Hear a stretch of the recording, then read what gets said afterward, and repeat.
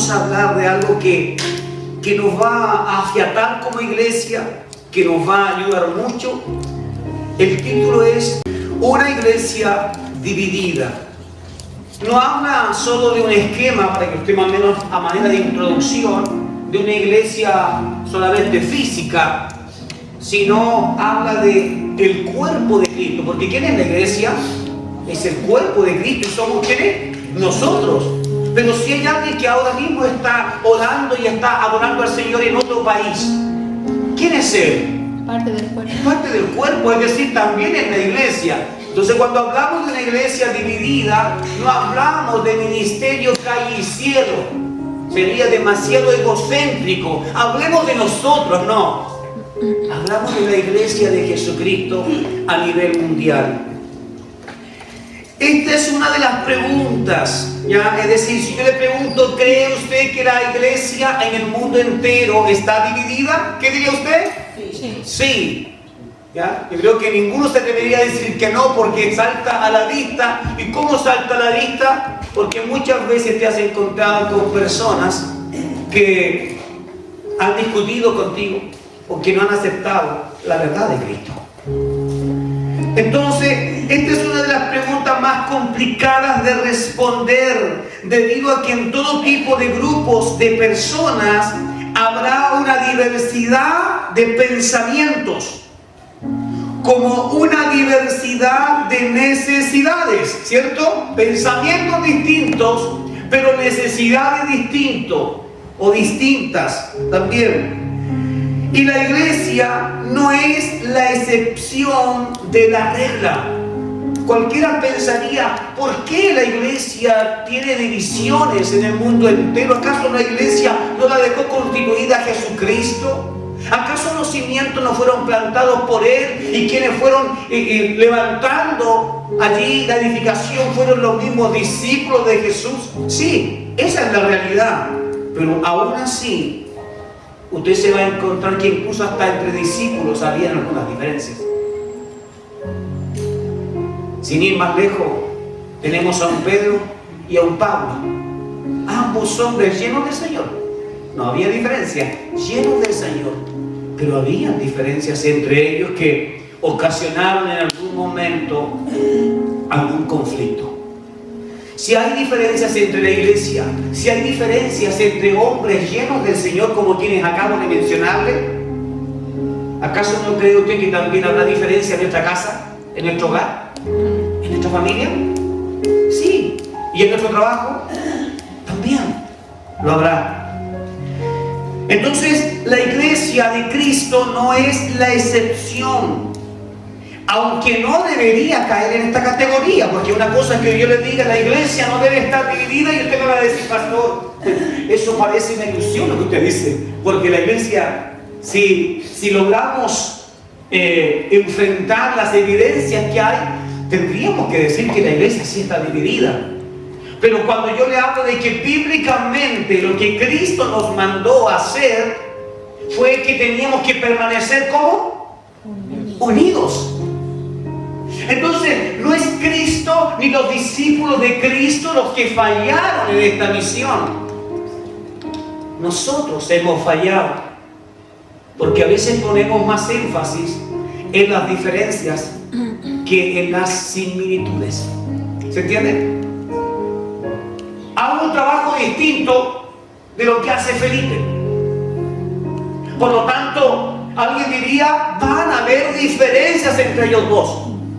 Pero si yo logro llegar a un consenso y comenzamos a conversar acerca de cómo hace su trabajo él, de cómo le cuesta desarrollarlo muchas veces, de lo sucio que a veces ha llegado a quedar, ¿cierto?, por un trabajo determinado. Ahora usted podría decir, pastor, se están pareciendo, porque a veces uno en la construcción termina todo sucio o termina todo cansado, todo fatigado. Entonces sí teníamos cosas en común, ¿cierto? La iglesia, a nivel general, es eso lo que ha dejado de hacer. Conectar los puntos buenos, las cosas en las que sí podemos nosotros llegar a unirnos, a afiatarnos. Y el enemigo ha sembrado discordia, enemistad. ¿Para qué? Para que la iglesia nunca llegue a unirse. Porque el día que usted se une en casa, miren, piénselo así. Lleve este ejemplo a su casa. El día que la unidad viene a su casa, ¿qué sucede con los proyectos? ¿Funcionan o no? Funcionan. Porque ahora estamos todos juntos en esto. ¿Cuándo las cosas no funcionan? Cuando alguien dice, no, momentito, yo no estoy de acuerdo con eso. Entonces, esa diversidad de pensamientos está dentro de la iglesia. Entre nosotros mismos tenemos puntos en donde podemos decir estamos muy unidos, ¿cierto? Acerca de la fe. Pero tal vez habrán otros respecto de la misma fe que nos pueden separar. Es que, pastor, yo pienso esto, es que yo pienso esto. Sí. Si la casa está dividida, ¿dónde cree que nace la división? La división nace en la casa.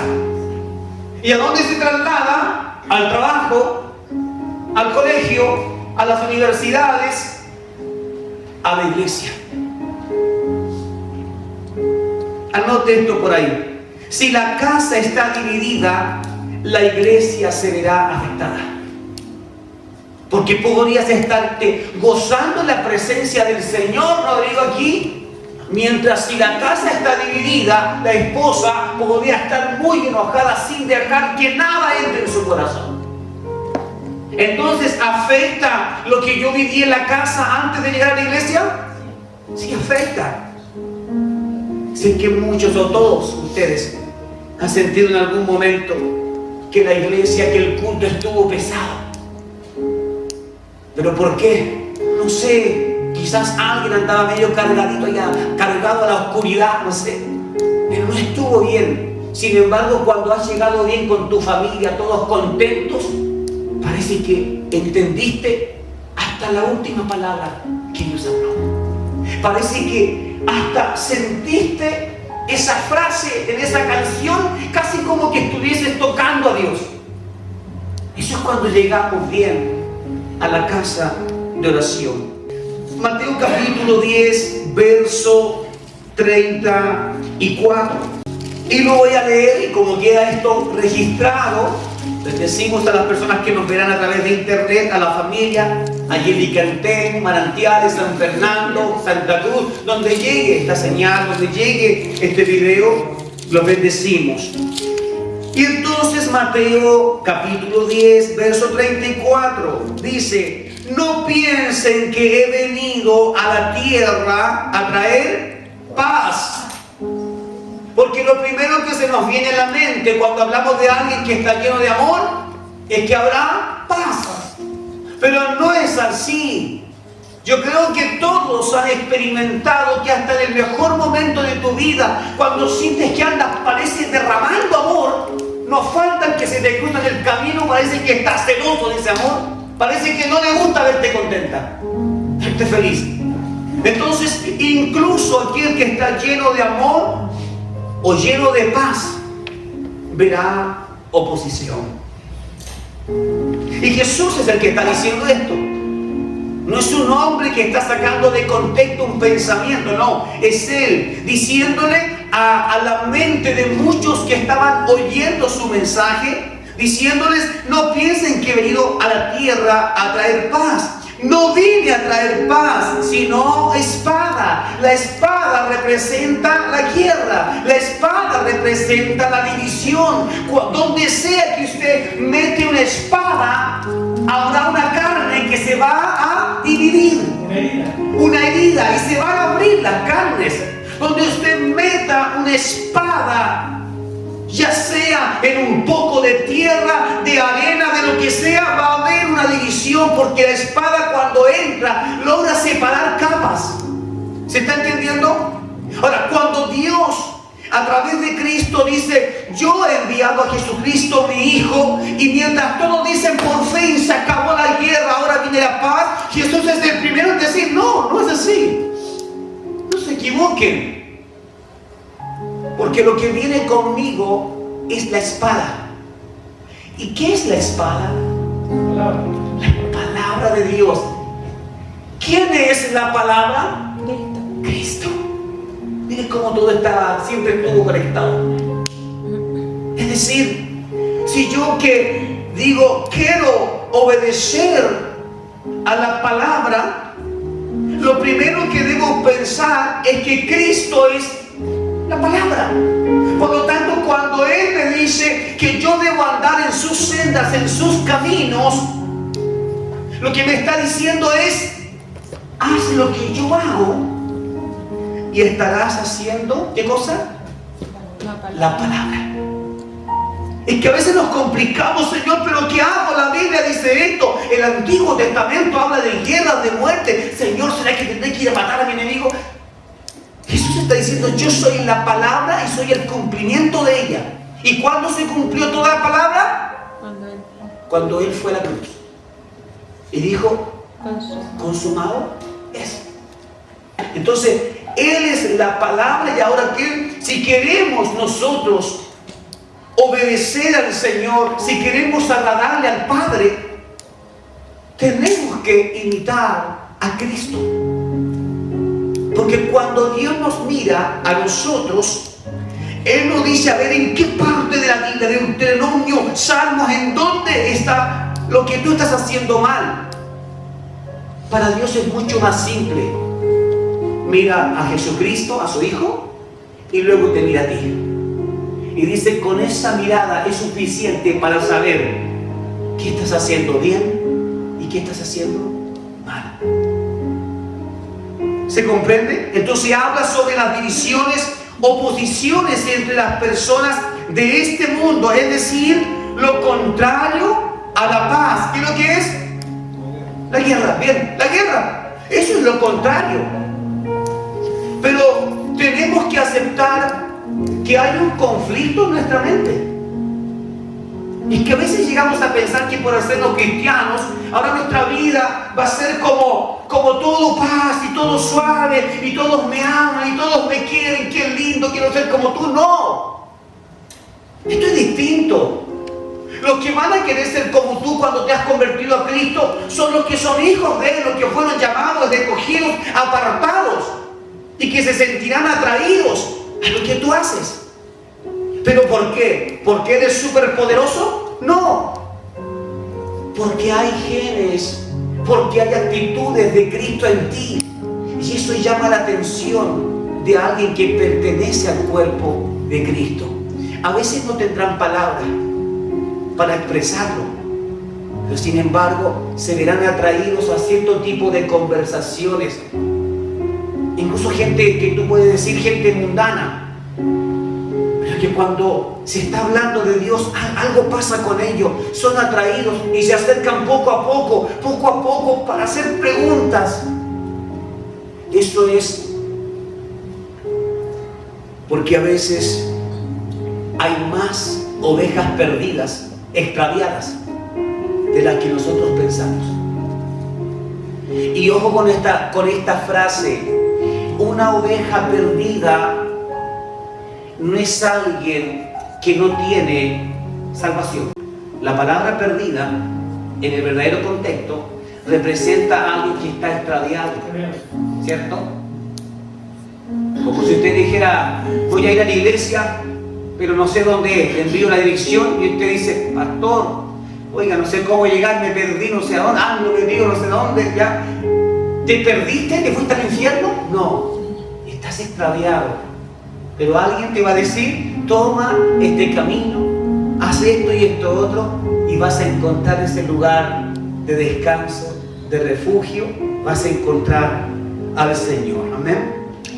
En el verso 35 dice: porque he venido a poner al hombre contra su padre, a la hija contra su madre, y a la nuera contra su suegra. Oiga, si a mí me dicen esto de un Cristo, si me lo hubiesen explicado de esta manera, yo digo: ¿sabes qué? No, déjame como mundano nomás. Porque no sé si es una buena noticia, porque ya tengo problemas con mi suegra. Ya los tengo si soy cristiano. Y ahora tú estás diciendo que si vengo a Cristo, ya, Él me garantiza que también se podría levantar mi querida suegrita en contra de mí, mi querido suegrito en contra de mí. Se podría levantar mi esposa mientras yo digo va a estar contenta porque acabo de conocer a Cristo. Podría levantarse tu esposa y decir: ahora te volverás un tonto, un mal de la cabeza. Entonces, el anuncio de Cristo en nuestra vida debe ser gratificante para ti, aún sabiendo que Él nos anuncia de que aceptarlo significa que habrá dificultades, de que no pondrán una alfombra roja porque viene llegando, no, que en algún momento te pondrán mala cara. Eso significa: bienvenido a este ejército. Nos advierte que la guerra también entrará. Fíjese que antes hablaba en el verso 34 a nivel general, en términos generales. No he venido a traer paz sino guerra, a nivel general, por fuera. Hasta ahí podríamos decir, bueno, ¿qué le vamos a hacer? El mundo es así. Pero luego Cristo añade: en el interior de tu casa también, de tu familia, habrá división. ¿Por qué? Porque he venido a traer la espada. Y la espada solamente es agradable para aquellos que son hijos e hijas, que están dispuestos a poner su vida y decir: Señor, usa tu espada y saca todo lo que tengas que sacar. Pero no es bienvenida la espada para aquellas personas que, incluso estando dentro de nuestra familia, se atreven a decir: yo no necesito cambiar, yo estoy bien como soy. Entonces el verso 35 nos advierte de una guerra que también entrará a muchos hogares de donde haya un creyente, es decir, todo el entorno familiar cercano. Cuando vamos al verso 36 dice: y los adversarios del hombre serán los de su propia familia. Mira, ahora lo expande un poquito más afuera, familia. Ahí entran tus abuelitos, ahí entran tus primos hermanos. Ahí entra todo lo que aquellas personas que cuando sepan que te has convertido a Cristo van a decir: yo no creo que sea verdad. Y ahora se va a ir a encerrar a una iglesia a golpearse el pecho. Tal vez cuando te vean te digan: oye, qué lindo lo que estás haciendo. Pero cuando des vuelta la espalda, una cuchilla por detrás para decirte: esta persona no va a cambiar. Pero es que ellos no conocen el poder de Dios, no lo conocen. Y nosotros, todos los que estamos aquí, si hemos experimentado desde que viniste a Cristo, hay algunas cosas que ya tú comprendes que Dios ha removido de tu cabeza, de tus pensamientos. Cuando alguien es fiel a ese amor, va a estar contigo siempre. Pero cuando ese amor es un amor defectuoso, entonces dejará que las diferencias nos separen.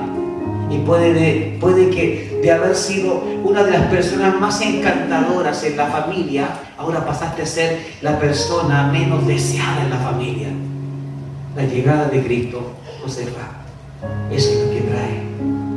Pero la bendición que Dios tiene para ti es tan grande que vale la pena perderlo todo. Aún el mejor lugar de pleitesía que a veces nos pueden dar es que antes, cuando yo no era cristiano, me abrían las puertas: tome, pase, siéntese, quiere comer, tiene hambre, tiene sed. Pero ahora que saben que soy cristiano, tengo que mirar con pena para que me den un vaso de agua. Sí, esto cambia. Cristo cambia tu vida. Todo aquel que diga que seguir a Cristo es muy fácil, está mintiendo. O todavía no ha entrado en su periodo de pruebas y de tentaciones. Porque seguir a Cristo no es fácil.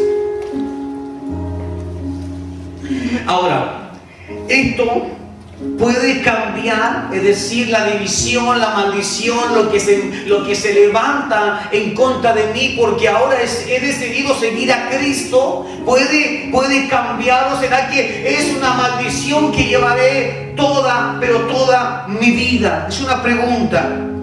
Mire, si hablamos de la relación cristiano y el mundo, entre nosotros y las personas del mundo que no tienen esta fe, esto, tratándose de un buen y fiel creyente, cuando hablamos de un buen y fiel creyente, no cambiará.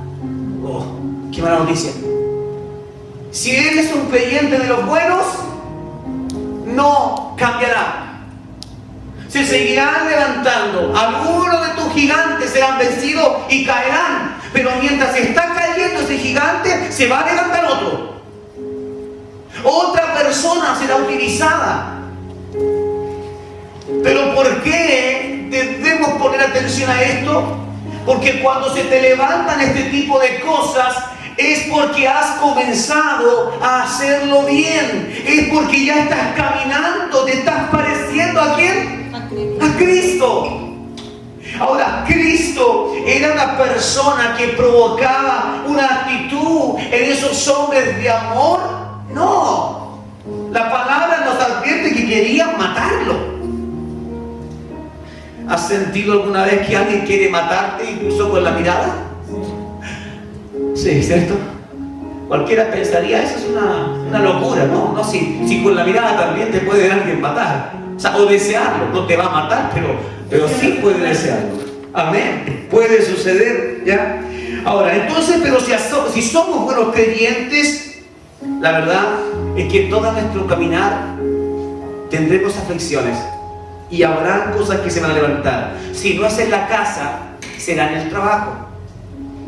Si no es en el trabajo, será en cualquier otro lugar en donde hayan personas no creyentes, personas liberales en su manera de pensar, que al escuchar que tú eres distinto, eres distinta, que la crianza que tú le das a tus hijos es diferente, te aseguro que ya te estarán mirando de manera rara.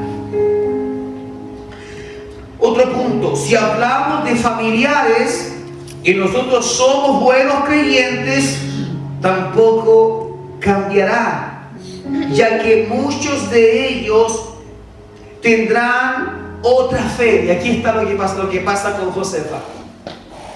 Qué lindo lo que estás viviendo, pero espero que eso no te ponga en contra nuestra y en contra de nuestras tradiciones, porque eso sería el colmo, sería una vergüenza muchas veces. Si hablamos de los integrantes de casa, ¿esto puede cambiar o será que es la maldición? Ahí está la diferencia. Si hablamos de casa, las cosas pueden cambiar, porque tiene más poder Cristo en una casa, gobernando y controlando a un buen creyente. Todo esto respecto de un buen creyente. No quiero que lo malinterpretemos y que usted me diga, pastor, ¿sabe que llevo 2 años en el Evangelio y todavía se sigue levantando mi esposo, mi esposa? No quiero que lo interprete así, porque lo primero que yo le voy a decir, cuando yo entregué esta enseñanza, dije, si eres un buen creyente. Ahora veamos, le voy a preguntar a tu esposa, le preguntaré por qué se levanta en contra de ti si tú ya llevas 2 años y tú mismo dices que debería ya haber sido suficiente para que todos en tu casa se conviertan. Y me encontraría con la respuesta de una esposa tal vez diciendo, ¿es que sabe qué? Él quiere que yo le respete, Él quiere que yo vaya a la iglesia, pero sabe, Él se comporta así, de esta manera, Él me habla de esta manera, Él me trata así, Él hace esto o Él no hace nunca lo que dice. Y allí yo podía decirle, hermano, tu problema no es que Cristo no pudo hacer la obra, tu problema es que llevas 2 años pero todavía no eres el fiel reflejo de Jesucristo. Porque donde estuvo Cristo metido, siempre causó algo allí. Y cualquiera pensaría que Jesús en un lugar como en la casa, en el hogar de Zaqueo, cualquiera pensaría: Jesús, ese no es un buen lugar para ti. Sin embargo, es en ese lugar donde el testimonio vivo de Cristo, manifestándose en palabras y en hechos, logró hacer que toda esa familia se entregara a Él. Entonces, ¿cuándo funciona esto en la familia? Cuando somos el fiel reflejo de Jesucristo. Si no nos está funcionando bien en nuestro interior de casa, es porque alguien no está haciendo ese reflejo y tendrá que esforzarse un poco más. ¿Para qué? Para que Dios te respalde en el deseo de tu corazón de ver a toda tu familia unida y convertida a Cristo. ¿A quién tenemos que vencer para tener un hogar bien conformado? ¿A quién tendríamos que vencer para tener una iglesia, un ministerio, un lugar como este bien conformado? ¿A quién tendríamos que vencer? ¿A la suegra? ¿Al suegro, al hermano, al cuñado? ¿A quién tendremos que vencer? ¿Quién es el que se levanta a hacernos daño? ¿A quién vemos levantarse en contienda en contra nuestra? ¿A quién tendremos que vencer? Efesios capítulo 6, verso 12, dice: porque su lucha no es contra carne, no es contra sangre. ¿Qué está diciendo? No tienes una pelea, aunque tus ojos te muestran a un enemigo de carne y hueso. No sé si es tu esposa, tu esposo, tus hijos. Hay enemigos espirituales. Ahora, que gobiernan a personas, sí, estamos claros, gobiernan a personas, pero son estas entidades a las cuales nosotros debemos atacar.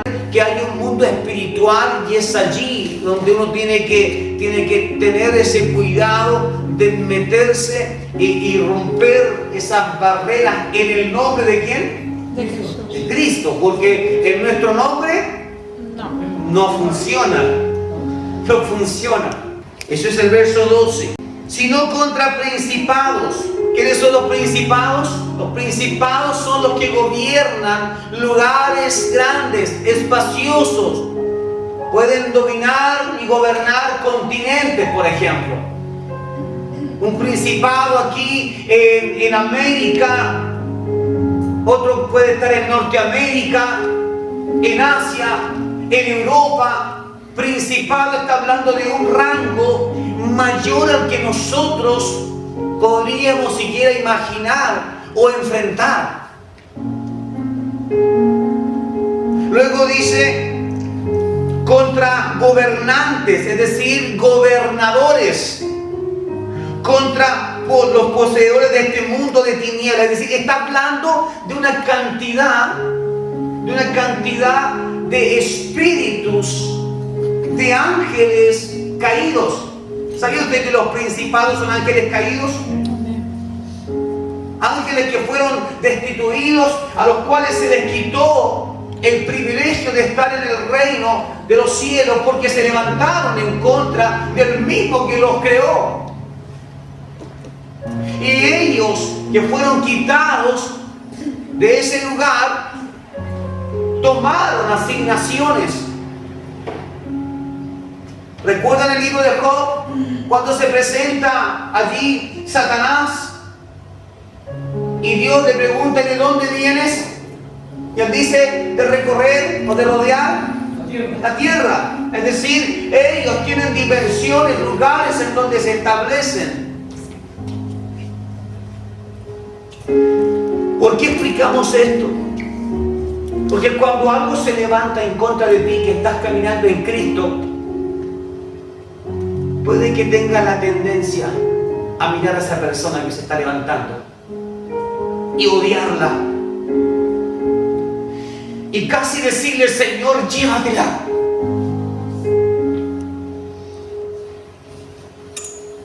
Pero estarías haciendo mal el solo hecho de pensarlo. Porque según las Escrituras, Efesios, nuestra lucha no es con esas personas. Hay personas que no pueden ser buenas. ¿Y sabes por qué? Porque en su interior hay una cantidad de espíritus, de demonios que les gobiernan, que ellos no pueden.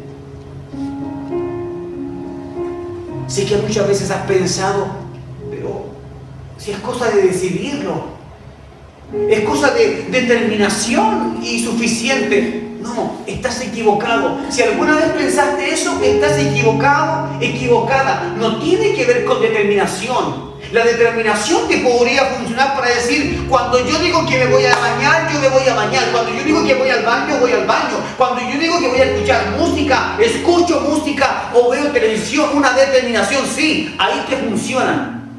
Pero cuando se trata de cambiar cosas internas que son parte de años viviendo dentro de ti, ¿crees que es sencillo cambiar el carácter de alguien que vive como un ogro?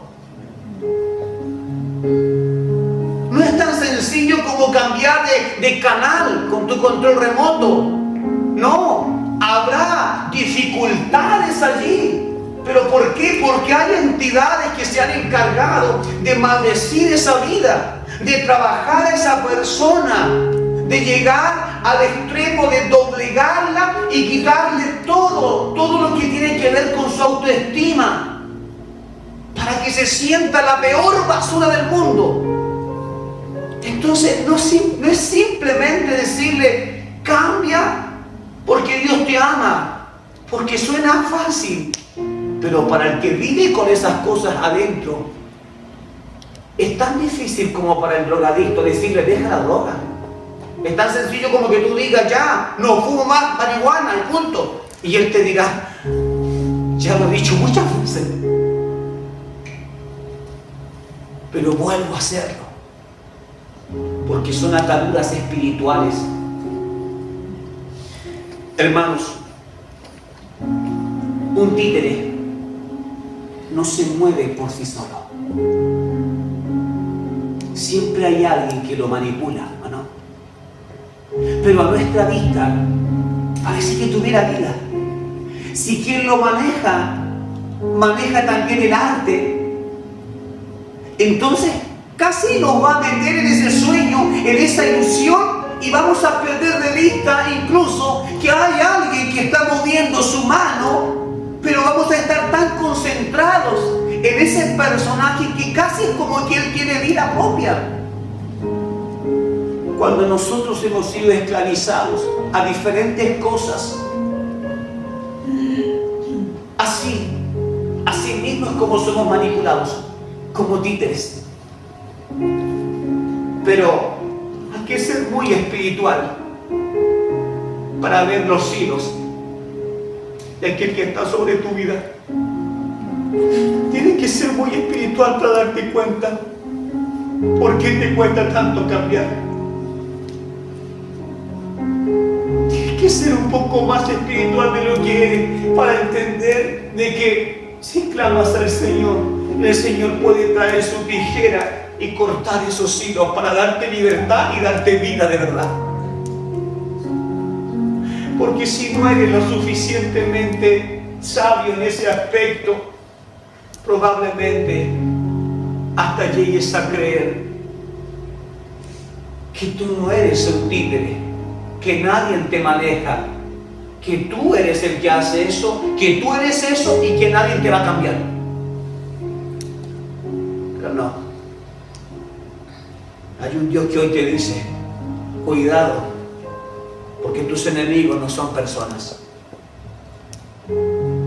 Ellos solo son instrumentos ocupados para destruirte, para robarte la fe, para maldecir tu vida. Solo son instrumentos. Y aunque tú decidieras decir, pero si ese instrumento se fuera, pastor, y si por ese motivo, esa persona que me hace la vida pebre, si por ese motivo se muriera, supongamos mi querida suegra se muere, ¿se acabaría mi problema, pastor? No. Todas esas entidades que creen que un día se movieron allí, solamente cambiarían de instrumento. ¿Por qué? Porque en este mundo tendréis aflicción. ¿Qué debe aprender el buen creyente? Debe aprender a sobrevivir en medio de esas aflicciones. Eso es lo que debe aprender. A sobrevivir, a vivir, a aceptar de que cuando yo estoy buscando al Señor de la manera correcta, gracias Señor porque se levanta un enemigo. Por eso le decía a Ana que lo diga, qué bueno, me alegro y perdón que se lo diga, de que le estén pasando cosas así espirituales que no se ven bien. Me alegro porque eso significa estás pisando al enemigo y le estás comenzando a molestar que le pise la cola. Por eso ataca y envía sueños, envía cosas pesadas, hay apariciones, cosas que en el mundo espiritual se comienzan a manifestar. Pero esto es porque estás transformándote en una molestia para ese reino. Así que si lo vemos desde ese punto de vista, la noticia no es tan mala. Significa, parece que por fin, como familia, lo estamos haciendo bien. Parece que por fin encontramos la ruta. A mí alguna vez me preguntaron, pastor, ¿y por qué es raro que a usted lo ataquen en cosas espirituales? Se supone que usted es pastor. Yo no sé si piensan que los pastores tienen superpoderes, no sé qué pensarán los hermanos a veces, que uno no puede enfermarse, que uno no puede ser atacado por ninguna entidad, que uno no puede quedarse sin trabajo, porque el pastor, si se quedó sin trabajo, de seguro que anda en pecado. No, nosotros, todos aquí, todos, seremos afligidos, incluso perseguidos, ¿no? Perseguidos. Pero no por tu liderazgo, sino porque le dijiste a Jesús, te recibo, te acepto en mi corazón como mi Salvador.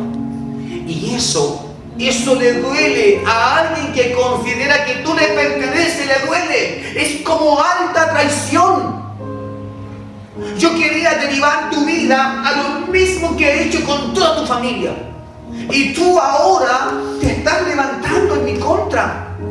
Así es como lo ve el diablo. Te estás levantando en contra de mi imperio. ¿Qué sucede cuando un alcohólico, un drogadicto, cuando un mujeriego, cuando una mujer promiscua? ¿Qué sucede cuando se convierte a Cristo? ¿Qué sucede cuando comienza el Señor a obrar en su vida, a cambiar? Cuando hay manifestación evidente de que el Espíritu de Dios está haciendo algo hermoso. ¿Qué sucede con esa persona? ¿Acaso el enemigo se queda simplemente diciendo, bueno, que se vaya? No. El enemigo se queda molesto diciendo, ¿cuánta droga te di? ¿Cómo lo pasaste conmigo? Incluso hasta te di una buena economía. Estuve en este periodo contigo. Yo era el que te ayudaba. Yo era el que te di placeres, mujeres, sexo. Todo lo que tuviste yo te lo di y ahora me dejas. Así es como se siente. Como una traición. Por eso es que te perseguirá. Y esto no es para que tengamos miedo. Te perseguirá. Y esa señal es, si te persigue el enemigo, es porque sabe de qué cosas es capaz Jesucristo cuando toca un corazón. E intentará que tú no alcances a conocer a ese Cristo. Porque si ya lo haces, Él sabe que ya vendrá un límite y va a decir, hasta aquí no más puedo, ya no puedo ir más allá. Las diferencias aumentan la presión en la casa, como también en la iglesia. En algunas cosas usted y yo nos parecemos en cuanto a la fe, pero en otras, desde luego, usted puede tener diferencias conmigo y entre ustedes mismos, diferencias. Esto no debería ocasionar que haya guerra, que haya un pleito, que nos enojemos, que abandonemos a Cristo, que abandonemos la fe. Esto solamente debería servir para preguntarnos quién es el que está mal en esto. No buscando ganar, sino buscando saber quién es el que está más mal en esta relación. ¿Es mi esposa? ¿Es mi esposo? ¿Son los hijos o son los padres? ¿Quién es el que está mal? No porque quiero ganar mi punto de vista, no, es porque quiero comprender. Porque si yo soy el problema, ahora estoy en Cristo y estoy dispuesto a cambiar. ¿Se entiende? No para ganar, es porque quiero saber. ¿Y por qué quieres saber? Porque quiero cambiar, porque quiero ser ese creyente fiel, del cual dice la Escritura que si él cree, también su familia será salva. Quiero ser ese creyente, no simplemente alguien que diga soy evangélico, voy a la iglesia el día domingo. No, quiero ser ese creyente para poder decirle a mi enemigo: suelta a mi familia, suelta a mis hijos, suelta mi finanza, mi economía. Mateo 12, verso 22. Le llevaron entonces un varón con espíritus malignos, que era mudo y ciego, y lo sanó. De modo que el que había sido mudo y ciego hablaba y veía. Y todas las multitudes se maravillaban y decían: ¿no es este acaso el hijo de David? Pero cuando los fariseos escucharon esto, dijeron: este no expulsa a los espíritus malignos, sino por medio de Beelzebú, el príncipe de los espíritus malignos. Pero conociendo Jesús sus pensamientos, les dijo: todo reino dividido contra sí mismo será aniquilado. Jesús les está diciendo entonces: ustedes están intentando decir que yo hago estas cosas en el nombre de Beelzebú. Están errados. ¿Pero por qué estamos errados? Están errados porque no puede ser que Satanás esté en contra de sí mismo, de su reino. Satanás está unido a su reino. Y todo se dirige, todo se mueve. En fracción de segundos hay una comunicación entre estas entidades que no están divididos.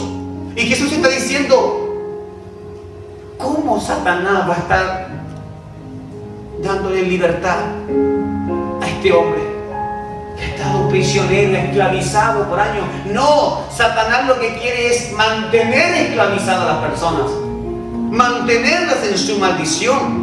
Entonces está diciendo Jesús como: no hagan esas suposiciones, no está bien.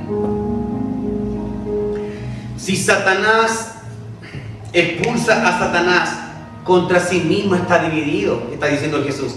¿Cómo puede permanecer su reino si él se levanta en contra de sí mismo? ¿Cómo va a permanecer? Si él mismo se está haciendo trampa, ¿cómo va a permanecer? Jesús está diciendo: ¿acaso no es obvio que ustedes están equivocados en su manera de pensar? Además, hay algo muy fuerte en esto. Verso 27. Pero si yo expulso a los espíritus malignos por medio de Beelzebú, ¿por medio de quién los expulsan tus hijos? Jesús está diciendo: y cuando ustedes que son religiosos, que también dicen venir de la tribu de Leví, y que sus descendientes, ¿cierto?, son todos importantes, y que provienen de Moisés, y que sus abuelos y tatarabuelos también pertenecieron al linaje sacerdotal, a la familia sacerdotal. Es Jesús diciendo: y los hijos de ustedes, cuando ellos tengan que hacer algo como esto, liberar a un hombre que está endemoniado, o sanar a alguien que deberían hacerlo, a alguien que está enfermo, ¿ellos en qué nombre lo van a hacer? ¿En qué nombre lo van a hacer?, les preguntan. Porque si ellos decían: lo harán en el nombre de Dios, entonces Jesús les iba a decir: ¿y por qué no lo hacen? ¿Será que no tienen a Dios?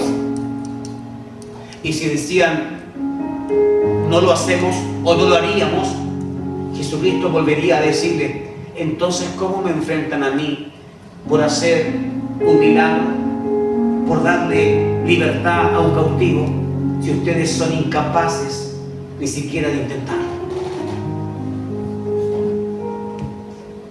Verso 28. Si por medio del Espíritu de Dios yo expulso. Aquí está diciendo ahora una verdad, Jesucristo.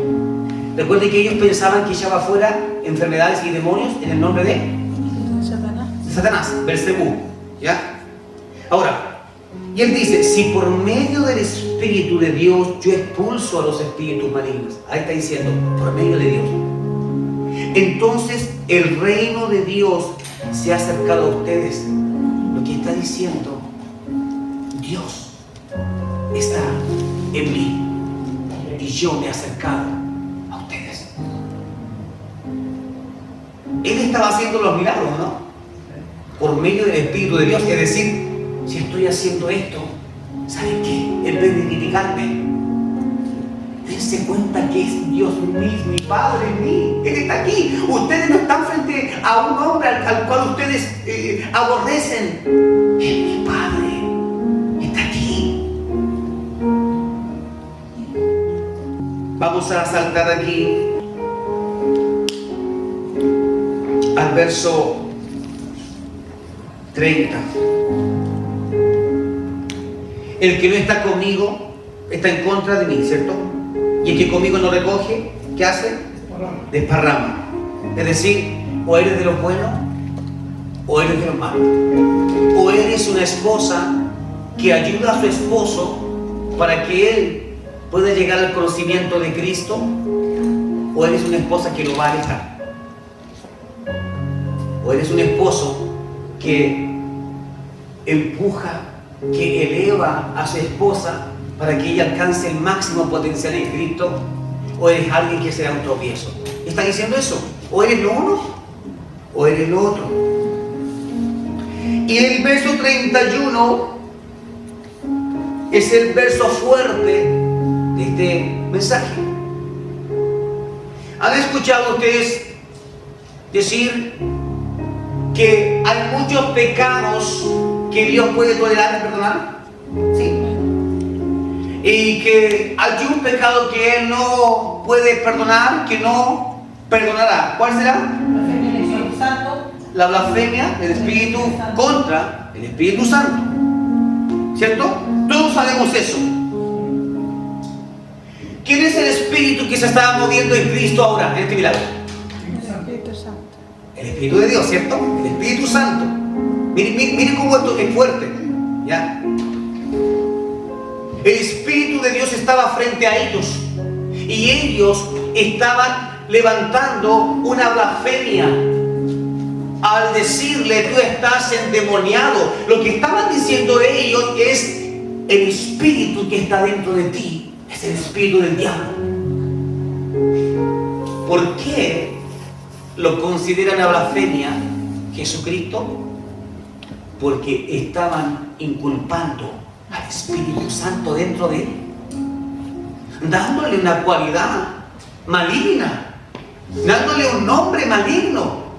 Por eso se atreve Jesús a decir esto. Por eso les digo, cualquier pecado y blasfemia será perdonado a los hombres. Yo me imagino los ojos de ellos así bien abiertos ahora. Pero la blasfemia contra el Espíritu no le será perdonada a los hombres. No será perdonada. Esos hombres no consiguieron salvación ni ayer, ni antes, ni el pasado, ni ahora lo hubiesen conseguido. Iglesia, no saques este verso de tu mente, porque si has fallado en algo, blasfemando contra el Espíritu de Dios, y lo has hecho tal vez sin entender la gravedad del asunto, hoy nosotros podemos decirle, Señor, estoy recibiendo una palabra fuerte. Por favor, si en algo yo te he fallado así, si hay alguna vez que yo haya dicho algo así, por favor, Señor, ni siquiera traigas a mi memoria eso. No quiero saber que yo te fallé así. Porque la blasfemia contra el Espíritu Santo no significa solamente que me río de un cristiano. Recuerden que generalmente se decía que la blasfemia contra el Espíritu Santo era cuando te ríes de una persona que está hablando en lenguas. Cuando te ríes de alguien que está cantándole al Señor, te lo hace de manera muy efusiva y te estás riendo. Cuando alguien está profetizando la palabra de Dios y tú dices, eso no debe ser de Dios, es el mismo diablo que está en esa persona. Jesucristo está diciendo, eso que ellos estaban haciendo también era una blasfemia en contra del Espíritu Santo.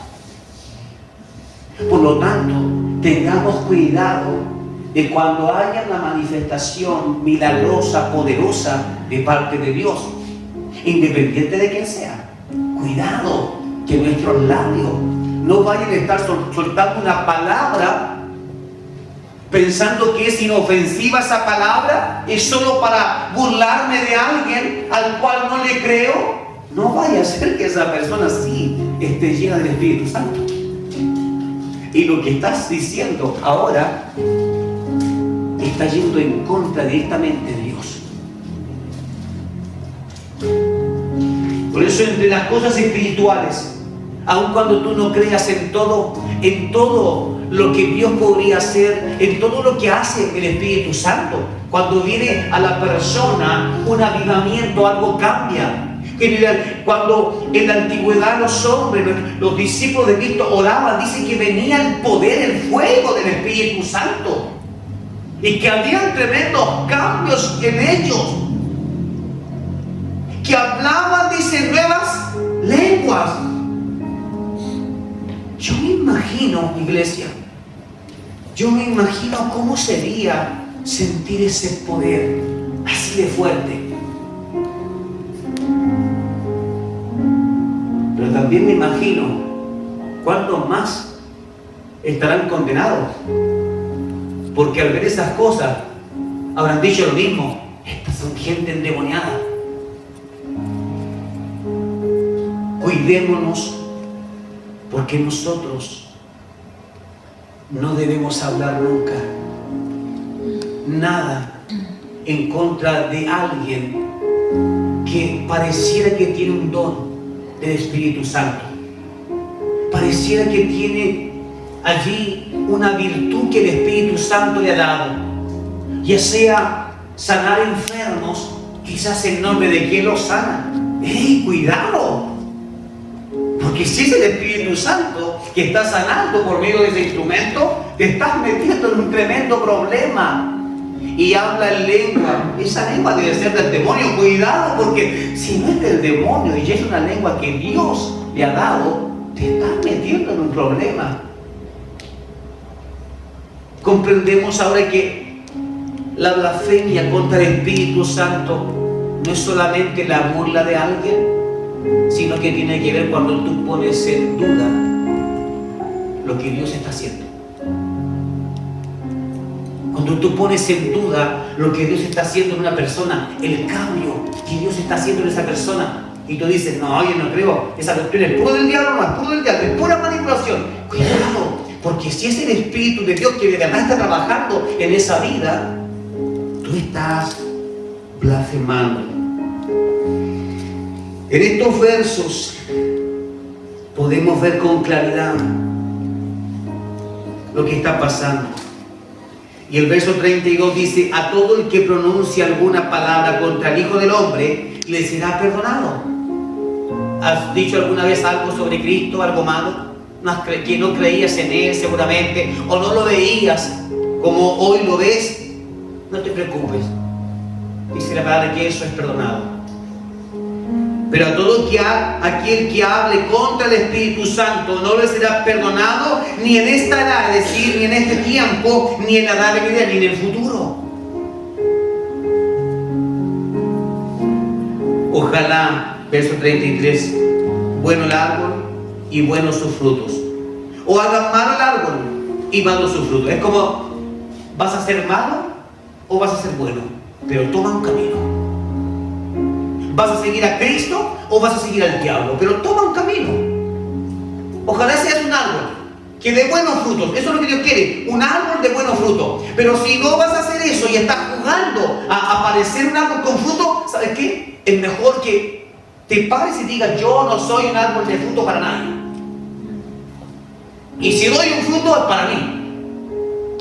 Es decir, toma decisiones. Las personas deseaban ver el poder de Dios. Jesús deseaba mostrarles ese poder, pero aquellos líderes no querían ver ni experimentar lo mismo. ¿Cuándo parece algo diabólico? Cuando tú no quieres experimentarlo, cuando no te interesa. A ellos no les interesaba que los enfermos fueran sanados, que los endemoniados fueran liberados. No les interesaba eso. Porque si les hubiese interesado, capaz que hubiesen venido a decirle, enséñanos cómo se hace. Tenemos como 200 más que están en lista de espera. No lo habrían matado. Y no lo habrían matado. Por consiguiente, no lo habrían matado. Eso es verdad. Ahora, a una familia dividida le costará más ver sus deseos cumplidos, ¿cierto? Es obvio por qué. Y lo mismo pasa con la iglesia. Exactamente igual. Si la iglesia está dividida, nos costará mucho más alcanzar un objetivo en común. El libro de Amos, capítulo 3, mira lo que dice acerca de la división. ¿Acaso irán dos juntos o andarán dos juntos sin que se hayan puesto de acuerdo? Es algo que la pregunta pareciera que nos da a pensar de que la respuesta es obvia. Pero ¿cuántos de nosotros hemos tomado decisiones equivocadas? Todos. ¿Cuántos nos hemos encontrado en algún momento diciendo, parece que este camino que escogí no era el que debía haber escogido? Parece que este hombre que escogí no es el hombre que debería, o la mujer que debería haber escogido. Parece que la manera en cómo crié a mis hijos no es la manera correcta. Y así podríamos decir una cantidad de frases que nos traen a la memoria decisiones malas. Pero Amós dice que no pueden estar dos juntos si no están de acuerdo. Y la iglesia, para avanzar, necesita estar de acuerdo en los aspectos que tienen que ver con el deseo de Dios. ¿Cuál es el deseo de Dios? Dice que le conozcamos a Él. Hay un deseo, que le conozcamos a Él. El otro deseo es que podamos conocer en plenitud a Jesucristo, a su Hijo, y que seamos como Cristo. ¿Qué cosas hacía Jesús? ¿Alguien sabe qué cosas hacía? Muchas, ¿cierto? Muchas cosas hermosas. Y el Padre quiere que nosotros hagamos lo mismo. Entonces, tenemos que ponernos de acuerdo. ¿Queremos hacer lo mismo que Cristo hacía? Porque si no estamos de acuerdo en eso, ¿sabe? Yo estoy orando por una cosa, usted está orando por otra cosa, usted por otra cosa y por otra cosa, y estas sillas seguirán vacías. Porque puede que usted tenga un acuerdo de orar para que su finanza vaya bien, para que no falte el trabajo, para que su salud sea estable y muchas otras cosas más. Pero parecernos a Cristo, imitar a Cristo, significa yo quiero lo que Cristo quería, yo haré lo que Cristo hizo. Y entre todas esas cosas que Cristo hizo grandes señales por amor a los necesitados, por amor a esos que estaban cautivos de un pecado, por amor a aquellos que estaban endemoniados, por amor a aquellos que estaban muy enfermos, leprosos. Y nosotros estamos llamados a hacer lo mismo. Esta iglesia es pequeñita, pero si nosotros decidimos ponernos de acuerdo en que haremos lo mismo que Cristo, el siguiente domingo va a estar llena. Es así. Tomamos un acuerdo y trabajamos en pos de ese acuerdo. Es como sus proyectos de vida. Pero ¿qué sucede cuando en tu casa tienes un proyecto y tu esposa, tu esposo no te apoyan? te vas a dar cuenta que se te hace más difícil y tal vez logres el 50% de eso, no más. ¿Por qué? Porque necesitabas el apoyo. Cristo nos está intentando transmitir de que para hacer lo que Él hacía y que le funcionaba bien, tenemos que todos estar de acuerdo en si deseamos eso. Porque si para mí, que usted traiga personas y que predique, se transforma en un problema, voy a tener más pega, más problemas, más dolores de cabeza, entonces mis oraciones van a ser otras. Señor, déjame aquí con estos 15 nomás, y suficiente, estamos impecables con 15, no puedo más, ¿ya? Y usted va a decir, Señor, queremos que Rancagua te conozca, quiero que mi mamá te conozca, mi papá te conozca, que mis hermanos vengan. Y se va a encontrar con otros que están orando en manera distinta. Y necesitamos estar de acuerdo, porque si no, no podemos estar juntos. ¿Estamos deseando lo mismo? ¿Estamos de acuerdo el uno con el otro? Si Jesucristo sanaba enfermos y echaba fuera demonios, ¿estamos de acuerdo en que también nosotros deberíamos hacerlo? ¿O será que usted dice, no, eso no es para mí? Tomar la palabra para hacer la vida significa tomar a Cristo y hacer todo lo que Él hacía. Por eso Él dijo, yo soy la palabra. ¿Recuerdan? Yo soy la palabra, yo soy el pan de vida. Ahí está, yo soy el pan de vida. Ustedes tienen que entender que yo soy el pan de vida. Ustedes le llaman palabra a lo que leen. Pero mis hermanos, ¿qué leían en el pasado si no tenían ni siquiera el Nuevo Testamento? ¿Podríamos pensar que entonces crecieron todos raquíticos espiritualmente porque tenían pocos libros? No tenían eso. Sin embargo, hoy muchas veces lo único que te dicen, no, es que tú tienes que leer y tienes que aprenderte toda la palabra, como si la palabra te va a salvar. Y Jesucristo dijo, yo soy la palabra. Quiero que comprendamos esta dimensión, porque si entendemos esto, nuestra cabeza va a explotar. Y para bien lo digo. Comprender que Cristo es la persona de quien hablan todas las Escrituras. Es decir, lo importante no era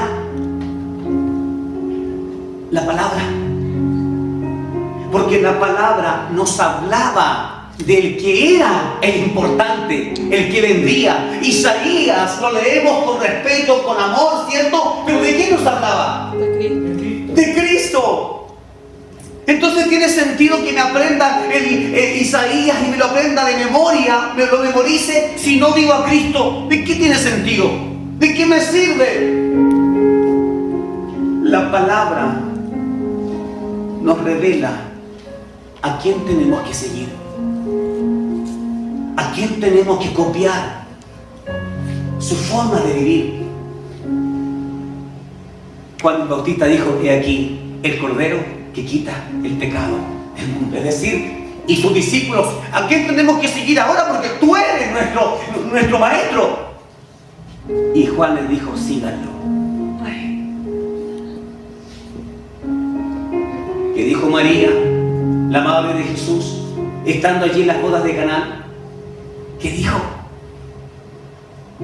no dijo yo haré un milagro, traigan agua, yo haré un milagro. No, habló con Jesús y le dijo que él hiciera algo, que los ayudara, que hiciera un milagro, que intercediera. Y luego se acercan esas personas y le dice, hagan todo lo que Él les mande. Es como decir, aquí Él es el que sabe. Crean en Él. Es Él. Las Escrituras dicen que en ellas encontramos vida eterna. ¿Pero por qué encontramos vida eterna? ¿A quién encontramos aquí? A Cristo. A Cristo. Y Él es la vida, dice. Y Él es la vida. Cristo.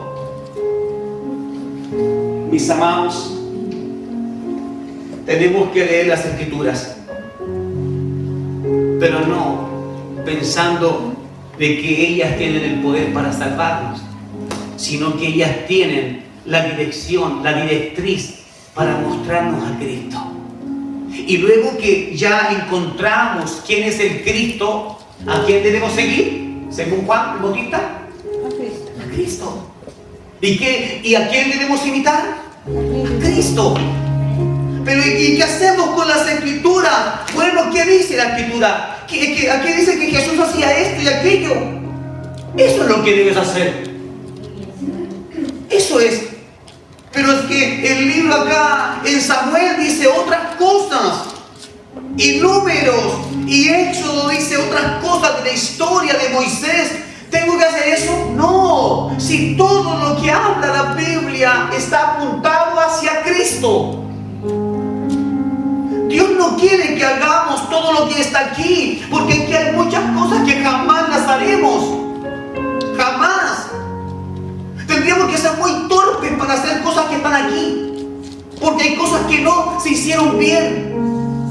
Hay hombres muy malvados que decían ser reyes de Israel, pero cometieron tanta idolatría como pudieron. Mataron. Entonces tendremos que hacer lo mismo que ellos, porque las Escrituras dicen eso. No, las Escrituras nos muestran a nosotros toda la imperfección del hombre desde que cayó, y nos dan un seguimiento tal y como aquellos pastores que buscaban y que seguían la estrella para saber dónde estaría el ungido, el Salvador, ese bebé. La palabra es eso. Es como esa estrella nos va mostrando hasta que llegamos a donde está Él. Y una vez que llegamos donde Él, ya la cosa no es tan complicada, porque ahora ya sabemos qué hacer. Entonces no nos sigamos enredando en Escrituras tal y como dijo Cristo. No intente alguno de ustedes salvarse a través de los mandamientos de la ley. Porque si alguno quiere vivir por la ley, tendrá que ser pero riguroso, exacto, íntegro. Ya que si falla en uno de esos mandamientos, se considera desde el cielo que ha fallado en todos. Y Jesucristo vino a decir: yo soy el único que puedo hacer que ese sacrificio sea perfecto. Pero luego dijo: consumado es, ya está hecho. Y no vuelvan a sujetarse otra vez. Hay que tener cuidado de que no vamos a estar volviendo otra vez a la ley. Y que dejemos de lado ¿a quién? A Cristo. A Jesucristo. Él dijo: yo no he venido a abrogar la ley, sino que a cumplirla. A cumplirla. Es decir, ya quieren que Dios termine, quieren que mi Padre termine de cumplir la palabra, porque dice que la única manera de conseguir el perdón es a través de un sacrificio. Quieren que Dios cumpla su palabra tal y como Él lo dijo. Mi Padre, ya, está bien, lo haré. Yo seré el sacrificio. Pero esto tiene que parar. Es como eso. Yo me imagino a Cristo, pero esto tiene que parar, porque yo no voy a ir a la cruz cada vez que ustedes pequen. Cada vez que alguien falte, otra vez a la cruz. No, esto lo haré una vez y para siempre. Y los dejaré libres para que no vuelvan a sujetarse a la esclavitud de la ley. Porque ¿qué es lo que hace la ley? La ley intenta presalvarnos, pero a través de actos. Que si haces esto, Dios te da esto. Si haces esto otro, Dios te puede dar esto. Si cumples esto, Dios te cumplirá esto otro. Eso hace la ley. Cristo lo que dice: en mí están cumplidas todas las cosas que el Padre estaba exigiendo. Todo se cumplió. Yo pagué el precio. El pensar de que yo puedo hacer algo más que lo que hizo Cristo sería una blasfemia. Y gracias a Dios, porque eso se puede pedir perdón. Y el Señor nos perdonaría. Filipenses capítulo 2, verso 1. ¿Estamos de acuerdo, cierto, el uno con el otro? Así que si han encontrado estímulo en el Cristo, en Jesús, si consuelo en el amor, es decir, si conocemos el amor de Dios y nos gustó, si tenemos comunión del Espíritu, si tenemos compasión, misericordia, dice el verso 2, hagan completo mi gozo, es decir, ya me están haciendo feliz con las cosas lindas que ustedes han logrado, con los cambios que ustedes están teniendo como familia. Ustedes como familia, ya con esos cambios, dice Pablo, ya me están causando a mí sentimientos bonitos. Y luego dice el verso 2, hagan completo mi gozo, es decir, quieren que yo así, pero tremendamente contento. Hagan completo mi gozo, al ser de un mismo pensar, una misma manera de pensar. Está diciendo, quieren que yo esté feliz, déjense de tener divisiones en la casa, dejen de pelear por cosas que no tienen valor alguno, dejen de tener divisiones en la iglesia. Es que yo no pienso igual que el pastor, es que yo no pienso, yo tengo una formación distinta. Dejen. Si fuera Pablo diciéndote a ti, te diría, mira, me siento tan contento porque tú has cambiado. Yo sé cómo llegaste al Señor, yo sé cómo viniste herida, dolida, sufriendo, pero cuando veo lo que ha pasado contigo, yo me pongo feliz, porque digo, la obra comenzó. Como cuando decimos, el trabajo por fin comenzó la obra, y me pongo feliz por eso. Y el apóstol Pablo dice, pero ¿sabes qué? ¿Te gustaría verme más feliz? Es como si te dijera, Vanessa, estoy feliz. ¿Te gustaría que yo fuera más feliz? Y si tú me dijeras, pero papi, por supuesto que sí me gustaría. Ya, quiero que para que eso suceda, tú comienzas a rechazar las divisiones y te concentres en las cosas buenas que la palabra nos dice. Que no tengas un pleito con tu hermano, con tu hermana, con tu familia, con aquel que es creyente porque piensa distinto. No dejes que esas cosas te afecten negativamente. Quiero que estén unidos. Y cuando estén unidos, ustedes se darán cuenta, dice Pablo, que mi alegría, mi gozo estará completo. Este es Pablo hablándonos. Luego dice, sean de un mismo modo de pensar, un amor. Es que yo amo mi manera. No. Dice un amor, es decir, existe un amor, Josefa, un amor verdadero, el amor que Dios nos ha revelado. Porque ese amor es perfecto. Ese amor no admite engaño. Ese amor no manipula para conseguir algo. Un amor, un alma. ¿Han escuchado eso de que a veces siento que tú y yo somos como uno solo? ¿No? Los que se ponen más románticos, no sé si se lo han dicho alguna vez. Siento que somos los dos, así como que esta cosa no puede funcionar sin ti. Y entonces, dejar fuera las divisiones, experimentar el verdadero amor, es un llamado de Dios. Un mismo sentir. El mismo sentir tiene que ver con estar de acuerdo, como cuando tú dices, ¿sabes qué? Tengo algo que decirte.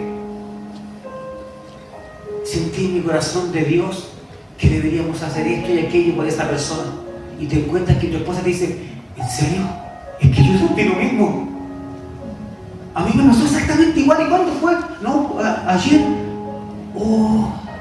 Es que incluso hasta pensé que yo estaba bañando la papa, me estaba volviendo loca. Un mismo sentir significa, estamos tan unidos que cuando Dios le entrega a uno, el otro inmediatamente lo recibe. ¿Y cómo es? Porque somos uno solo. El matrimonio, ¿cierto? Eso es lo que constituye. Ya no serán más dos, serán uno solo.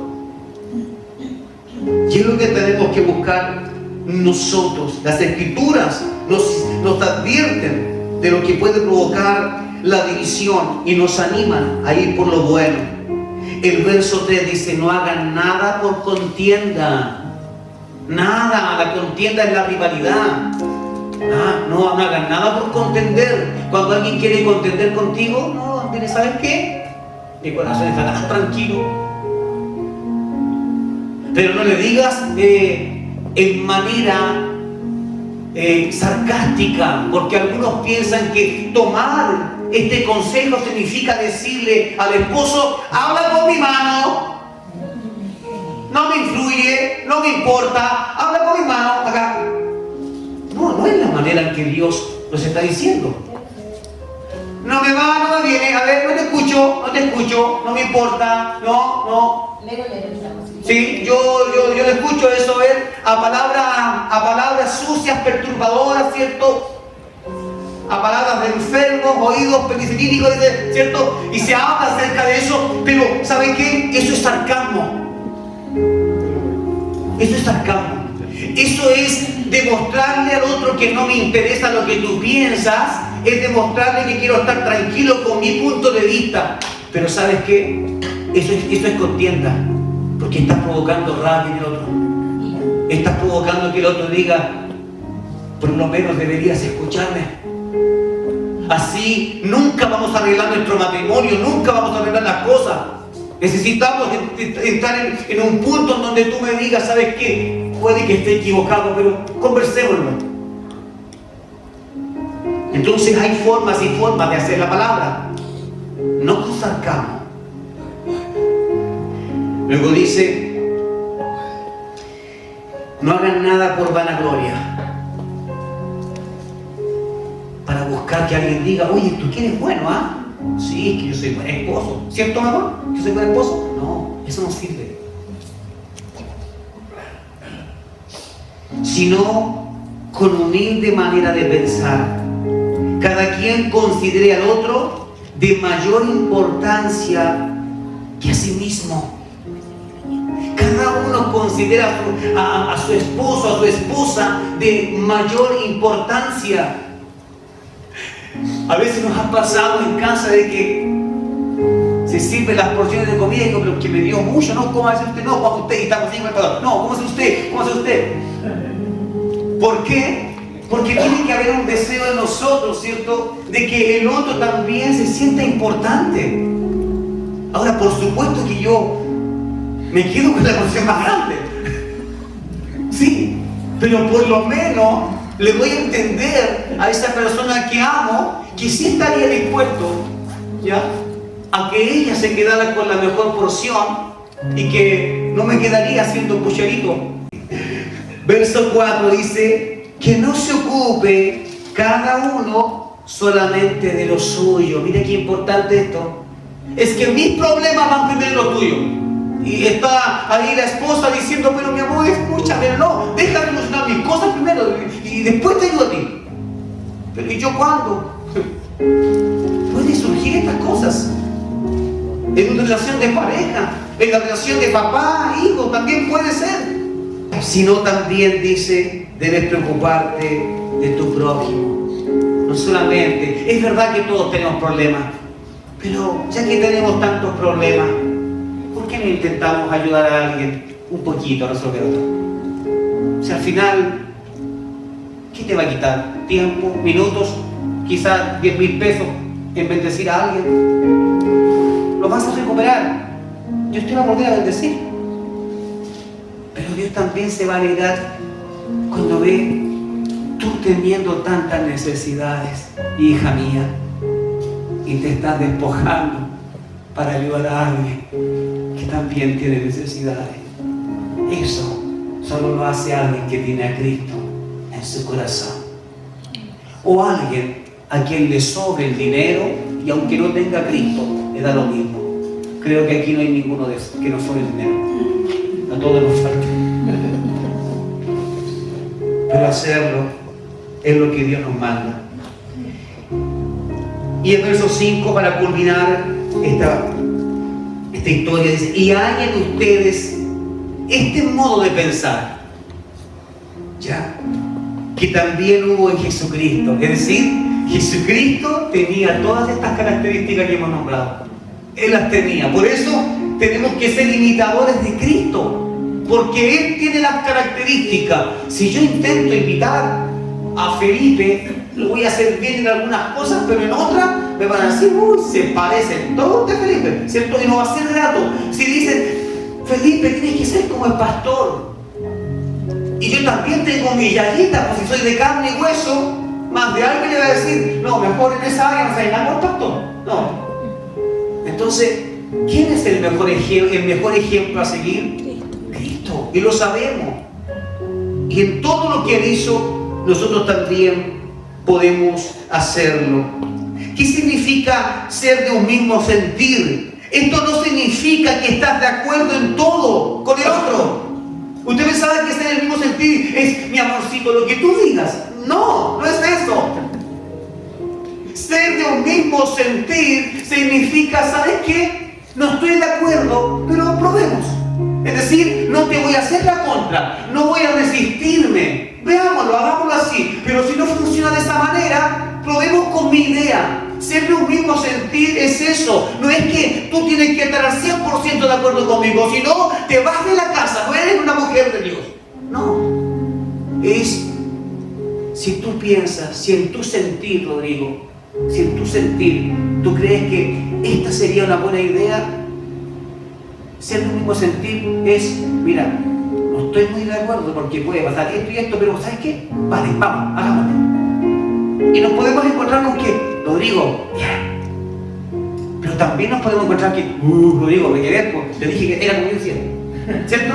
Pero el mismo sentir significa, vamos, no estemos divididos, unámonos en eso.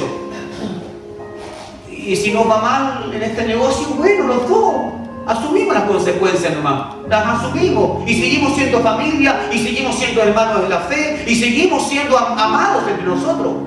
Porque también tienen que pasarnos cosas malas. Si esto no es que con Cristo nos ganamos la lotería y ahora por donde tú vas, todo cae a tus pies. No, no es eso. Pero aún así, estaremos de acuerdo en intentarlo. Aunque no sea la mejor idea. Yo sé que las mujeres a veces dicen de nosotros, uy, mi esposa tiene unas ideas media descabelladas, así media, que no sé, que da miedo hacerlo. Pero también yo quiero confesarle que a nosotros los varones también nos da miedo la idea de ustedes. A veces también tienen ideas medias extrañas como mujeres. Y a veces también se equivocan. Y mucho. Ustedes, mujeres, se equivocan mucho. Todos nos equivocamos, ¿cierto? Todos. Pero la cosa es, nosotros no estamos para hacer una piedra de tropiezo el uno para el otro. Nosotros estamos para ayudarnos. En su relación, Matías, es para ayudarnos. Para ayudarse mutuamente. No para imponer, aquí se hace lo que yo digo. No. A veces el que dice se hace lo que yo digo es el que anda más perdido de lo que quiere Dios. Ojo con eso, atención con eso. ¿Te identificas con el deseo o con el sueño de tu esposa o esposo? Aquí. ¿Te identificas con el deseo de tu hija, con sus sueños? Hijos, ¿se identifican ustedes con el deseo, el sueño de sus padres? ¿O será que hay hijos que dicen, ojalá que no pase eso? Y mientras los papás están orando por esa bendición, y que un hijo diga, no, ojalá que no pase, que no, y cruza los dedos, que no pase. La unidad tiene que alcanzar todo nuestro entorno, primeramente hablando del núcleo familiar, de quienes estamos bajo el mismo techo. Porque de lo contrario, si eso está dividido, la iglesia estará dividida. ¿Te identificas con el deseo de la iglesia de Cristo? Este ministerio pequeñito, lo único grande de este ministerio es el nombre, ministerio. Pero somos poquititos, somos chiquititos. Pero no sé si tan buenos, pero permanecemos. Amén. Pero la cosa es, esta iglesia tiene un destino y su destino es llegar a la presencia del Señor. ¿Ya? Hay formas en cómo nosotros lo hacemos y es usando la palabra, pero entendiendo muy bien de que hay palabras que las aplicaremos y otras que no. ¿Por qué? Porque nuestro máximo ejemplo es Cristo. Y conseguirlo a Él es suficiente para provocar un gozo, como decía Debra, un gozo mayor en Pablo, ya, para provocar un gozo mayor a Dios. Es suficiente con que digas, seremos como Cristo. O al menos lo intentaré todos los días. Intentaré ser como Cristo. Lucharé para eso. Pero debes identificarte con el destino, con el sueño de quienes están en casa, para que tú no seas un estorbo en el deseo, en el anhelo de alguien que está en casa. Porque si el anhelo es bueno, ¿por qué no apoyarlo? Si llevamos esto a la iglesia, ¿te identificas con esta iglesia, con este ministerio? ¿A ustedes les agrada la forma en cómo llevamos este ministerio, la palabra, hasta dónde somos tolerantes, hasta dónde paramos? Una de las razones por la cual, como pastor, no me atribuyo a ninguna religión, a ninguna denominación. ¿Saben por qué? Porque quiero que estemos libres de ataduras para cuando venga el mover del Espíritu Santo y podamos recibir en plenitud todo lo que viene a través de Cristo. Cada profecía que nos habla de que en los tiempos finales habrá una llenura del poder de Dios, que va a sobreabundar la gracia del Señor, que seremos llenos del Espíritu Santo, que nuestros hijos tendrán sueños, ancianos visiones, que tendremos el poder, que pondremos manos sobre enfermos. Cuando todo eso venga, si alguno de nosotros está atado a alguna denominación o religión, ¿sabe lo que va a suceder? Que cuando vengan esas manifestaciones, estaremos tal e igual a estos hombres que cuando veían a Cristo hacer cosas, decían, por Belcebú hace eso, por el diablo hace esos milagros. Esas señales no son de Dios, son del diablo. Eso es lo que hace la religión. Te pone en un rincón y te dice, aquí tienes que quedarte, y cualquiera que sea diferente a ti, tú tienes que mantenerte erguido y defiende tu posición. Tal y como hace la política, tú eres de la izquierda, siempre tienes que odiar a los de la derecha. ¿Eso se llama como celo? ¿Sí? Ahora, ese celo que hay que tener cuidado. El celo de nosotros, o ahora que entendemos que Cristo es la palabra, debe ser hacer la voluntad de Cristo, lo que Él hizo. Pero no es un celo de que aquí la Biblia dice que los sábados yo debo descansarlos, no puedo trabajar. Entonces, si alguien viene a decirme que yo debo descansar los sábados, ahora yo tengo un conflicto. Sin embargo, si tengo una religión, yo voy a decir, estoy de acuerdo con usted, los sábados no se trabaja. Y Cristo va a decir, a ver, yo vine para liberarte de la ley. Yo cumplí todo. No te vuelvas a esclavizar esos dogmas. ¿Qué tiene que vivir el creyente de hoy en día? La manifestación de todo lo que Cristo hizo. ¿Qué es lo que hará la religión? Te dirá, no, esto no, ten cuidado, esto es del diablo. El Espíritu Santo nos estará buscando para poner en nosotros capacidades, dones, que van a venir en favor de otros. ¿Acaso no te gustaría ver a esa persona que está enferma y en vez de decirle, pucha, ojalá te recuperes, y tú sabes que se está muriendo, ¿acaso no te gustaría, Señor, dame ese poder? No lo quiero para mí, quiero ir, quiero sanar. Señor, a veces voy al hospital y veo tanta necesidad. Hace poco fui al hospital y es tremendo, hermano. ¿Sabe qué? Eso es como un golpe en la cara, porque estamos fuera del hospital y pareciera que todo está bien, pero entras a ver a un enfermo y pasas por esos lugares en donde hay gente que está postrada, que está entubada, llena de máquinas, que se están esperando minutos para que se muera. Y allí es donde lo dice, Señor, si pudiéramos creer, tan fielmente a tu palabra, si pudiéramos tomarnos eso que tu palabra dice que tenemos que ser como Cristo. La palabra dice que sanaremos enfermos, que echaremos fuera demonios. Señor, si pudiéramos tomar todo eso. ¿Cuántas personas ya estarían fuera de esa crisis, de esa situación? Pero ¿por qué no podemos tomar todo esto? Porque la religión, porque las denominaciones han calificado estas cosas tal y como en el pasado. Eso es del diablo.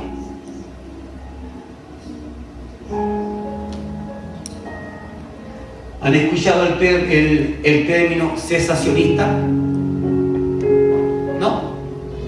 Cesacionista es un término que usan algunas denominaciones, la gran mayoría, no todas. Los bautistas tienen una buena lectura en cuanto a lo que son las escrituras, hay buenas enseñanzas, pero en su mayoría son cesacionistas. Significa que en su modo de pensar, un bautista piensa que esas cosas, milagros y todo aquello, no puede pasar. Que no es de Dios. Hay que tener cuidado porque eso puede ser diabólico. ¿Por qué? Porque cesacionista significa que todo eso cesó, que se detuvo. ¿En qué tiempo? Tiempo de Jesús con sus discípulos, hasta allí nomás. Y eso no puede avanzar más hasta ahora. Así es como piensan. Pero ¿acaso Dios no nos dice a nosotros por su palabra que Él nos llamó para vivir en libertad? Porque cuando estás en libertad, ¿qué escoges tú? Escoges lo que tú crees que es bueno. Cuando estás en esclavitud a una religión, a veces te toca escoger justo lo que la religión dice, porque hay un peso sobre tu vida, que si no lo haces estás traicionando a esa religión, que si no lo haces puede que te estés metiendo en el mundo espiritual y eso sea diabólico. Si Cristo dijo vayan, sanen enfermos, si Cristo dijo vayan, echen fuera demonios, ¿por qué nosotros debemos pensar en que eso era para ese tiempo? Si Jesucristo les dijo a sus discípulos y ustedes enseñan estas cosas para que ellos a su vez le enseñen a otros esas cosas y esos otros a su vez a otros esas cosas. En alguna parte de esa cadena hubo un religioso o una religiosa llevada por el poder de Satanás para interrumpir eso, para quitarle importancia, para restarle importancia. ¿Por qué? Porque Satanás se dio cuenta que los enfermos estaban siendo sanados, que los endemoniados estaban siendo liberados. Y como no podía detenerlo, ¿qué es lo que hizo? Se metió. La palabra dice que salieron de nosotros, pero ellos no eran de nosotros. Habla de que hubieron infiltrados en la iglesia primitiva, infiltrados, que fueron a ensuciar y contaminar. Es al Espíritu Santo al que nosotros necesitamos para hacer las mismas cosas que hizo Jesús. Porque Jesús mismo dijo, el Espíritu está sobre mí. ¿Se entiende? Lo necesitamos. ¿Hay algún lugar en las Escrituras en donde Dios nos diga que ya no podemos orar por enfermos? ¿Hay un verso de las Escrituras que nos diga que ya no debemos practicar lo que es la liberación de alguien que está endemoniado? Al contrario. Amén. Es una orden, ¿cierto? Es una orden. Entonces, el problema es que hay quienes dejaron de creer que el Dios Todopoderoso es todopoderoso. Amados, cuando el religioso dice que estas cosas no pueden estar pasando, que son del diablo, se está contradiciendo a sí mismo. ¿Y sabes por qué? Te lo explico. Porque el mismo religioso es el que muchas veces te tira en la cara la palabra. Hermano, la Biblia dice que Dios es el mismo de ayer, de hoy y de siempre, para defender su punto de vista. La pregunta es, si Dios es el mismo de ayer, de hoy y de siempre, ¿por qué entonces no podemos hacer lo que Cristo nos mandó a hacer? Alguien en el pasado, usado por Satanás, aprovechó justamente los desórdenes que también los tuvieron. También hubieron desórdenes. Personas que simulaban estar llenos del Espíritu Santo. Y por causa de esos pocos, se levantó ahora un pensamiento diciendo que ya no se hace más esto.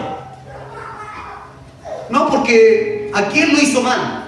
No era Dios, era Satanás haciéndolo. Así que como él lo hizo mal, se termina esto.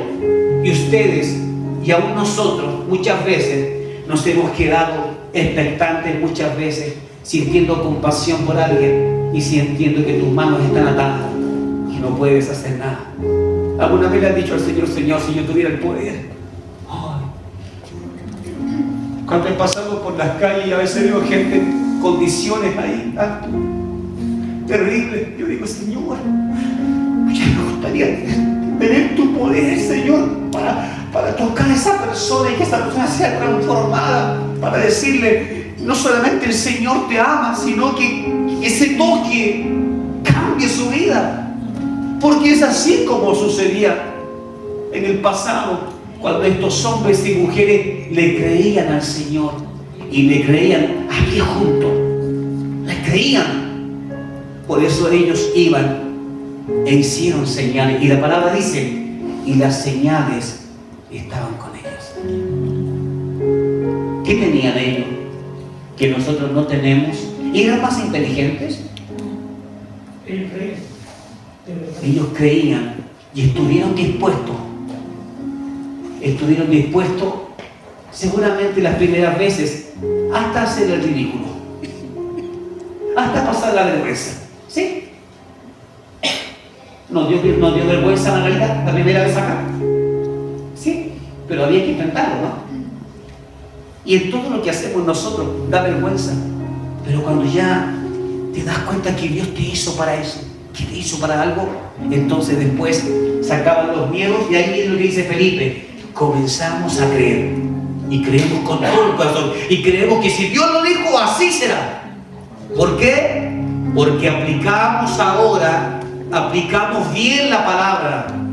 El Dios de antes es el mismo de hoy y de siempre. Por lo tanto, su poder no ha cambiado, sigue estando vigente. ¿Te identificas con el deseo de Dios para todos sus hijos? Yo me identifico. El deseo de Dios es que nosotros podamos estar unidos como iglesia y que sigamos trabajando juntos para llegar al reino. Y la última cita que tengo está en el libro de Mateo, volviendo a Mateo el capítulo 10, verso 5, dice así: a estos 12 envió Jesús después de instruirlos: no vayan por camino de gentiles, sino vayan a las ovejas extraviadas, ¿cierto? Cuando vayan, proclamen diciendo, el reino del cielo se ha acercado. Miren la instrucción, verso 8: sanen enfermos, limpien leprosos, expulsen espíritus malignos, de gracia recibieron y de gracia denlo, entréguenlo. Jesús les dijo, si pueden, si quieren, es una orden. Vayan. Ahora, usted dirá, pero eso quizás se lo dijo a sus 12 discípulos y por eso es que nosotros no debemos hacerlo, porque era para ellos. Libro de Lucas. Lucas capítulo 10, verso 17, dice así: ¿era entonces solamente para los discípulos, para los 12? Vamos a investigar. ¿Qué dice Lucas en el capítulo 10, verso 17? Cuando regresaron con gran gozo, los 70, ¿qué dice tu Biblia? 70. ¡Wow! Pensar que hay algunos que dicen que eso solamente era para los 12 discípulos, que a ellos se les dijo eso. Cuando regresaron con gran gozo, los 70 que habían enviado le dijeron: Señor nuestro, aún los espíritus malignos se someten a nosotros en tu nombre. Los 70, no los 12, los 70. Y él les dijo: yo veía que Satanás caía desde el cielo como un rayo. He aquí, les doy autoridad para que aplasten serpientes y escorpiones y sobre todo poder del enemigo. Lo que hablábamos, ¿quiénes son nuestros enemigos? ¿Enemigos de carne y hueso? No, enemigos espirituales. Entonces, sobre todos esos enemigos dice: y nada los dañará. Nada. Si alguien te dijo alguna vez que eso era solamente para los 12 discípulos y que ellos sí estaban autorizados para hacer señales, la evidencia es clara. Cada discípulo de otro maestro que también había sido discípulo iba transmitiendo el mismo legado. Lo mismo. Se traspasaba. Ahora, en esa cadena es que alguien se equivocó, alguien creyó mal, alguien tuvo miedo de experimentar, alguien se creyó el cuento de que todo es diabólico. ¿Y qué sucedió? Que no alcanzó a llegar a nosotros de la misma línea espiritual, sana. No alcanzó a llegar a nosotros. Y por eso que nos cuesta creer, por eso nos cuesta hacer cosas, porque algo pasó, que esa cadena de bendición se cortara. Y ahora, ¿cómo estamos viendo estas cosas? Las estamos mirando hacia atrás, ¿sí? Miramos hacia atrás lo que sucedió, pero en algún punto se cortó eso, alguien lo cortó. Eso es lo que estaban haciendo esos religiosos, cortando algo cuando enfrentaron a Cristo, porque hacía milagros y señales, para decirle en el nombre de Belcebú o de Satanás, no es eso. Ellos querían cortar esa cadena, pero Jesucristo jamás la cortó. Eso al día de hoy está vigente, amados hermanos.